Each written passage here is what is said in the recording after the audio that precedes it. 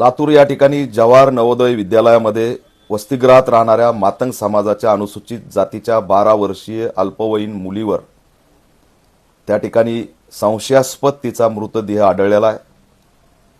त्याच्यामुळे ती जी काही आत्महत्याचं प्रकरण सांगितलं जातंय ते संशयास्पद आहे। तिच्यासोबत घातपात झालेला असावा, तिच्यासोबत अत्याचार झालेला असावा, अशा पद्धतीची शंका मुलगी 12 वर्षाची असल्यामुळे कुटुंबांनी व्यक्त केलेली आहे। कारण मुलगी बेडवर बसलेली असताना तिच्या गळ्याला एक टॉवेल बांधून तो रुमाल खिडकीला बांधलेला आहे। त्याच्यामुळे दिसताच क्षणी ही आत्महत्या संशयास्पद वाटत आहे। 48 तास होऊन पोस्टमॉर्टम झालेलं नाही, कुणावरही कारवाई झालेली नाही, लातूरच्या एसपींनी दखल घेतलेली नाही, कसलाही तपास केलेला नाही। हे धक्कादायक आहे की दलित बेटी 48 तासापासून त्या ठिकाणी तिचा मृतदेह पडून आहे।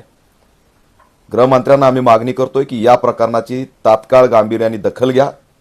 लातूरच्या एसपींनी दखल घ्यावी, महिला आयोगाच्या अध्यक्षांनी दखल घ्यावी आणि या 12 वर्षीय चिमुरडी सोबत काय झालंय याचा सखोल तपास करावा।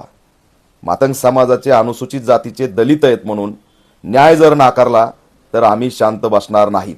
लवकरात लवकर जर आधुनिक कारवाई केली नाही, त्या ठिकाणी किती मोबाईल लोकेशन ऑन होते, श्रवण पथक का आणलं नाही, आधुनिक तपास का केला नाही, त्याच्यामुळे हे प्रकरण दडपण्याचा प्रयत्न होतोय का असा सुद्धा प्रश्न आम्ही विचारतोय। तात्काळ जर गृहमंत्र्यांनी दखल घेऊन जर कारवाई केली नाही तर ऑल इंडिया पॅंथर सेना त्या ठिकाणी आंदोलन केल्याशिवाय राहणार नाही। निवडणुकीमध्ये सगळे व्यस्त आहेत। लातूरचे खासदार हे एससी राखीव मतदारसंघातून निवडून आलेले असताना सुद्धा या कुटुंबाची अद्याप त्यांनी भेट सुद्धा घेतली नाही, पालकमंत्र्यांनी सुद्धा भेट घेतलेली नाही। त्यामुळे जर तुम्हाला दलितांचे मतं लागत असतील तर दलित बेटी अशा पद्धतीने संपत असताना जर तुम्ही शांत बसणार असाल तर दलित तुम्हाला सोडणार नाहीत, हा इशारा सुद्धा मी या माध्यमातून देतोय। या घटनेचा निषेध करतो।